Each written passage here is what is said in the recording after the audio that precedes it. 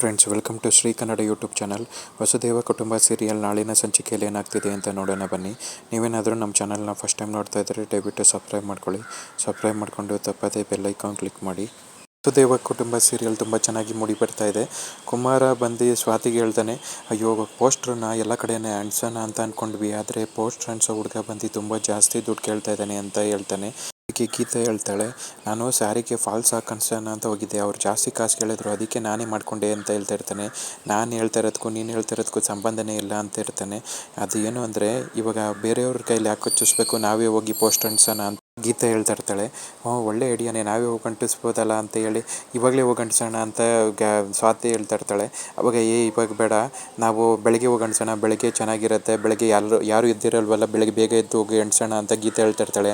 ಅಕ್ಕ, ನನಗೆ ಬೆಳಗ್ಗೆ ಬೇಗ ಎದ್ದೇಳೋದಕ್ಕಾಗೋದಿಲ್ಲ, ನಾವು ಬೇಕಾದ್ರೆ ಈಗ ರಾತ್ರಿನೇ ಲೇಟ್ ನೈಟ್ ಹೋಗ್ಬಿಟ್ಟು ಅಂಟಿಸ್ಬಿಟ್ಟು ಬರೋಣ ಅಂತ ಹೇಳ್ತಿರ್ತಾರೆ.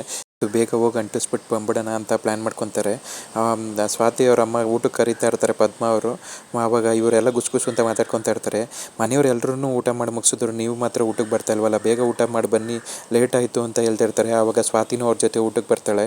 ಏನಮ್ಮ ಸ್ವಾತಿ, ನಿಮ್ಮ ಮನೇಲಿ ಹೇಳಿದ್ಯಾ ಊಟ ಇಲ್ಲೇ ಮಾಡ್ತೀನಿ ಅಂತ, ಅಥವಾ ಅಲ್ಲಿ ಅಂತೂ ನಿಂಗೋಸ್ಕರ ವೆಯ್ಟ್ ಮಾಡ್ತಿದ್ದಾರೋ ಏನೋ ಅಂತ ಹೇಳ್ತಿರ್ತಾರೆ ಪದ್ಮ ಅವರು. ಅವಾಗ ಇಲ್ಲಮ್ಮ, ನನ್ನ ಮನೆಯಲ್ಲಿ ಆಲ್ರೆಡಿ ಊಟ ಎಲ್ಲ ಆಗೋಗಿರುತ್ತೆ, ನಾನು ಇಲ್ಲೇ ಊಟ ಮಾಡ್ತೀನಿ ಅಂತ ಊಟ ಮಾಡ್ತಿರ್ತಾಳೆ. ಆವಾಗ ಕುಮಾರ ಫಾಸ್ಟಾಗಿ ತಿಂತಾ ಇರ್ತಾನೆ. ಕುಮಾರ, ಸ್ವಲ್ಪ ನಿಧಾನಕ್ಕೆ ತಿನ್ನೋ, ನೀನು ಬೇಗ ತಿನ್ನೋದು ನೋಡಿದ್ರೆ ಗಂಟಲು ಸಿಗಾಕೊಂಡ್ಬಿಡುತ್ತೆ ಅಂತ ಹೇಳ್ತಿರ್ತಾರೆ ಪದ್ಮ ಅವರು. ಅವಾಗ ಏನಿಲ್ಲ ಅತ್ತೆ ಅಂತ ಹೇಳ್ಬಿಟ್ಟು ಗೀತಾ ನೀರು ಕೊಡ್ತಾಳೆ. ನೀರನ್ನ ಕೊಡ್ಬಿಟ್ಟು ಊಟ ಎಲ್ಲ ಮುಗಿಯುತ್ತೆ. ಪದ್ಮ ಅವರು, ಲೇಟ್ ಆಯಿತು ಸ್ವಾತಿ, ನೀನು ಹೋಗು ಮನೆಗೆ, ತುಂಬ ಹೊತ್ತಾಗಿದೆ, ನೀನು ಮನೆ ಹತ್ರ ಬಿಟ್ಬಿಟ್ಟು ಬರಲ್ಲ ಅಂತಾರೆ. ಇಲ್ಲ ನಾನು ಹೋಗ್ತೀನಿ ಅಂತ ಹೇಳ್ಬಿಟ್ಟು ಅವಳು ಆಚೆ ಕಡೆ ವೆಯ್ಟ್ ಮಾಡ್ತಾ ಇರ್ತಾಳೆ. ಗೀತಾ ಮತ್ತು ಕುಮಾರನು ಮನೆಯವರೆಲ್ಲ ಮಲ್ಕೊಂಡ್ಮೇಲೆ ಆಚೆಗೆ ಬರ್ತಾರೆ. ತಾತ ಇಬ್ಬರನ್ನು ಸೋಫಾ ಮೇಲೆ ಕೂತ್ಕೊಂಡು ವೆಯ್ಟ್ ಮಾಡ್ತಾ ಇರ್ತಾರೆ. ಆಗ ಅಲ್ಲಿಗೆ ರಾಗಿಣಿ ಬರ್ತಾಳೆ. ಯಾಕೆ ಅಜ್ಜಿ ತಾತ ಇನ್ನೂ ನಿದ್ದೆ ಮಾಡಲಿಲ್ವಾ ಅಂತ ಕೇಳ್ತಾ ಇರ್ತಾರೆ. ಅಯ್ಯೋ ಇನ್ನೂ ಇಲ್ಲ, ಆಚೆಗಡೆ ಸ್ವಾತಿ ಹೋಗಿದ್ಲು, ಇನ್ನೂ ಬಂದಿಲ್ಲ, ಅವಳಿಗೆ ವೆಯ್ಟ್ ಮಾಡ್ತಿದ್ದೀವಿ ಅಂತ ಹೇಳ್ತಾರೆ. ತುಂಬ ಹೊತ್ತಾಯಿತು, ಹೋಗಿ ಮಲ್ಕೊಳ್ಳಿ, ಬೇಕಾದ್ರೆ ಅವಳು ಬಂದು ಬೆಲ್ ಮಾಡ್ತಾಳಲ್ಲ, ಅವಾಗ ಬಾಗಿಲು ಓಪನ್ ಮಾಡಿದ್ರೆ ಆಯಿತು, ಅವ್ರ ಪಕ್ಕದಲ್ಲೇ ಅವ್ರ ಅಮ್ಮನ ಮನೆ ಇದೆಯಲ್ಲ, ಮೋಸ್ಟ್ಲಿ ಅವ್ರ ಅಮ್ಮನ ಮನೆಗೆ ಹೋಗಿರ್ಬೋದು ಅಂತ ಹೇಳ್ತಿರ್ತಾಳೆ. ರಾಗಿಣಿ ರೂಮಿಗೆ ಬರ್ತಾಳೆ. ರೂಮಿಗೆ ಬರ್ತಿದ್ದಂಗೆ ಅಜ್ಜಯ್ ಬಾ ರಾಗಿಣಿ ಮಲ್ಕೊಳ್ಳೋಣ ಅಂತ ಹೇಳ್ತಿರ್ತಾನೆ. ನಿನಗೆ ಮಲ್ಗೋದು ತಿನ್ನೋದು ಇದು ಬಿಟ್ಟರೆ ಬೇರೆ ಏನೂ ಕೆಲಸ ಇಲ್ಲ, ನಿನಗೆ ಬೇಕಾದ್ರೆ ಮಲ್ಕೋ, ನನಗೆ ಬೇರೆ ಕೆಲಸ ಇದೆ ಅಂತ ಹೇಳ್ತಿರ್ತಾಳೆ. ಏನು ಕೆಲಸ ರಾಗಿಣಿ, ಇಷ್ಟೊತ್ತಾದ್ರೂ ಇನ್ನೂ ಮಲ್ಕೊಳೋದು ಬಿಟ್ಬಿಟ್ಟು ಇನ್ನೇನು ಕೆಲಸ ಇದೆ ನಿನಗೆ ಅಂತ ಕೇಳ್ತಿರ್ತಾನೆ. ಅಯ್ಯೋ ನಿನಗೆ ಗೊತ್ತಿಲ್ಲ, ಅಲ್ಲಿ ಆಚೆ ಕಡೆ ಸ್ವಾತಿ ಇನ್ನೂ ಮನೆಗೆ ಬಂದಿಲ್ಲ, ಅವಳು ಮೋಸ್ಟ್ಲಿ ಏನೋ ಬೇರೆ ಪ್ಲ್ಯಾನ್ ಇದೆ ಅನಿಸುತ್ತೆ, ನಾನು ಅವಳನ್ನ ಫಾಲೋ ಮಾಡಬೇಕು, ನೀನು ಸುಮ್ಮನೆ ಮಲ್ಕೋ ಅಂತ ಹೇಳ್ಬಿಟ್ಟು ಅವಳು ಆಚೆ ಕಡೆಗೆ ಹೋಗ್ತಾಳೆ. ಆಚೆ ಕಡೆಗೆ ಹೋದರೆ ಅಲ್ಲಿ ಅಕ್ಕ ತಂಗಿರು ಮತ್ತು ಕುಮಾರ 3 ಜನನೂ ಹೋಗ್ತಾ ಇರ್ತಾರೆ. ಅವ್ರನ್ನೇ ಫಾಲೋ ಮಾಡ್ಕೊಂಡು ಬರ್ತಾ ಇರ್ತಾಳೆ.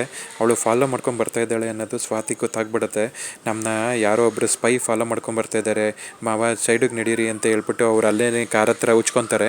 ಉಚ್ಕೊಂಡಾಗ ಅವಳು ಹಂಗೇ ಮುಂದೆ ಬರ್ತಾಳೆ. ಆವಾಗ ಕುಮಾರ ಸ್ವಲ್ಪ ಒಂದು ಪ್ರಾಣಿ ಥರ ಕೂ ಅಂತ ಸೌಂಡ್ ಮಾಡ್ತಾನೆ. ಅದನ್ನ ಕೇಳಿಸ್ಕೊಂಡ್ಬಿಟ್ಟು ಅವಳು ಎದ್ರುಕೊಂಡು ಓಡೋಗ್ಬಿಡ್ತಾಳೆ.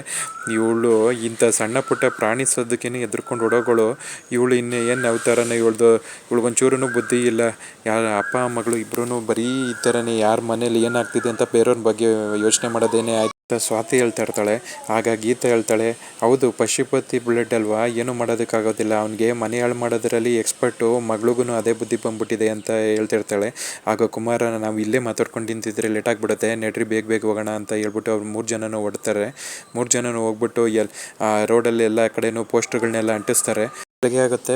ಅಜ್ಜಿ ತಾತ ಇಬ್ಬರು ಸೋಫಾ ಮೇಲೆ ಕೂತಿರ್ತಾರೆ. ಆಗ ಅಲ್ಲಿಗೆ ಸ್ವಾತಿ ಬರ್ತಾಳೆ. ಏನಮ್ಮ ಸ್ವಾತಿ, ನೀನು ನೈಟು ತುಂಬ ಹೊತ್ತು ಲೇಟ್ ಆಯ್ತಾ ಬಂದಿದ್ದು ಅಂತ ಕೇಳ್ತಾರೆ. ಇಲ್ಲ ತಾತ, ನಾನು ಆವಾಗಲೇ ಬಂದು ಮಲ್ಕೊಂಡೆ, ನೀವು ಮೋಸ್ಟ್ಲಿ ಮಲ್ಕೊಂಡ್ಬಿಟ್ಟಿದ್ರಿ ಅನಿಸುತ್ತೆ ಅಷ್ಟೊತ್ತಿಗೆ ಅಂತ ಹೇಳ್ತಿರ್ತಾಳೆ. ಆದರೂ ನೀನು ತುಂಬ ಲೇಟ್ ಆಯಿತು ಅನಿಸುತ್ತೆ ಅಮ್ಮ ಬಂದಿದ್ದು, ನೀನು ಅಷ್ಟೊಂದು ಲೇಟ್ ಮಾಡ್ಕೊಬೇಡ, ಬೇಗ ಬಂದುಬಿಡು ಮನೆಗೆ ಅಂತ ಹೇಳ್ತಿರ್ತಾರೆ.